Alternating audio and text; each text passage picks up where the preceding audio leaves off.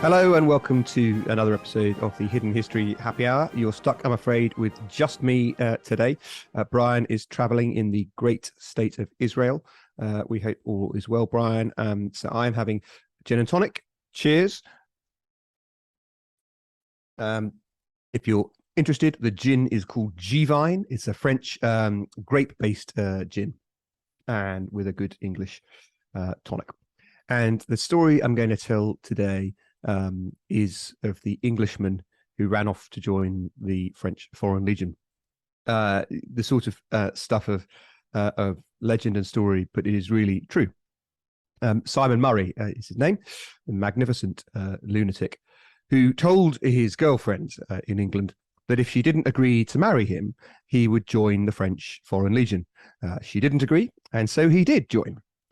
Spoiler, she did later marry him. But anyway, this is the story of him and his time and what he saw. He wrote in my view, one of the most compelling military memoirs of our time called Legionnaire. He fought in the Algerian War of Independence for the French, obviously.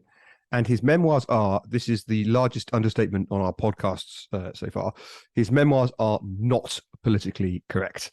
He expresses some very unvarnished views of the last century, but there are many human interest stories in his memoirs, some of bravery, others are outright lavatorial, and others are as grim as can be. I can't recommend the book more highly with the caveat that I've given, but suffice it to say, he found himself amongst some of the toughest sorts of fighters and hombres on earth, and he had to muck in accordingly.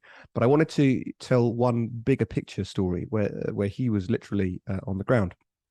In 1961, things were touch and go for de Gaulle. The generals, so retired army leaders and a group of old school French colonialists, opposed the French government's efforts to negotiate a peace with the anti-colonialists. De Gaulle was willing to give up basically the French Empire and the legacies of colonialism, and other Frenchmen were not. And a coup against de Gaulle was very possible. The position of the French Foreign Legion in this was key. And so the long-threatened day of action came, and Simon Murray's comrades and he seized Algiers and militarily took over the capital of Algeria. He and his unit drove in some pomp to the airport, cheered on their way by hundreds and hundreds of flag-waving pieds noirs, which is the Blackfeet, the French colonialists in Africa. That's what they were described as.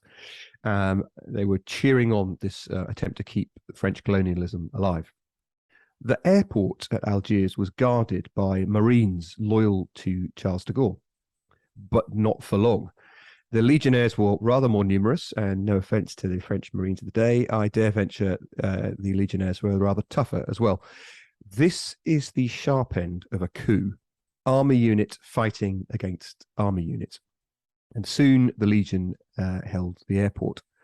Simon Murray and his mates slept in the hangar overnight at the airport, ready for a flight to Paris and the removal of de Gaulle by force the next day. And overnight, something very interesting happened.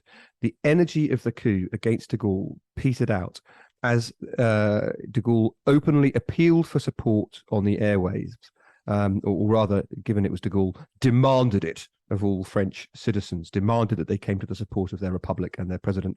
And the people of France did. They rallied to their president. The plotters were rounded up and the Legion was stood down. The next day, the very next day, Murray and his unit drove back through the same streets they had been cheered along before. The streets were silent and the houses and the windows were shuttered. Every door was closed to them. Every back was turned to them. The legendary First Legion of the French Foreign Legion, the First Legion Parachute Regiment, was disbanded. The Legion builds their own barracks. Overnight, they blew up their own barracks. And the Legionnaires, who were then disbanded and sent to other units, marched in their dress whites out of the rubble of the compound, singing, and truly, life knows better images than art, singing Je ne regrette rien. Murray did his full 5-year term in the French Foreign Legion. Afterwards, as I've forecast, he married the girl, he forged a remarkably successful business career on the boards of some businesses that you will know and will have bought things from. He became the oldest man at age 63 to reach the South Pole unsupported, is a CBE, great honor in the United Kingdom, and a Chevalier de Legionnaire to boot. He lives in Hong Kong. He's now 82, and I assume he's wrestling alligators with an arm tied behind his back as I tell you his story on the podcast. The book again is Legionnaire, which I recommend. The summary is, of course, in my book, Lessons from History. And I just wanted to give you one little postscript, which is from Malcolm Muggeridge's memoirs about de Gaulle and the extent of that man's, he's very often seen as a kind of peacock, prideful figure, but he was a man of considerable personal bravery too. Muggeridge, who had a very interesting military and espionage career, was in Paris after the Second World War, and he attended a service of Thanksgiving for Allied victory at Notre Dame, and a car backfired at the church. The people of Paris had endured, and the people who came to the service had endured years of war, and it's communal instinct, the noise like a car loudly backfiring right next to them. The entire congregation hit the deck. Everyone dives for the floor, except Muggeridge saw, sort of peering over his pew on his hands and knees, the person at whom somebody might genuinely have been shooting, might plausibly have been trying to assassinate. De Gaulle, the tallest man in the church, stood erect throughout that incident.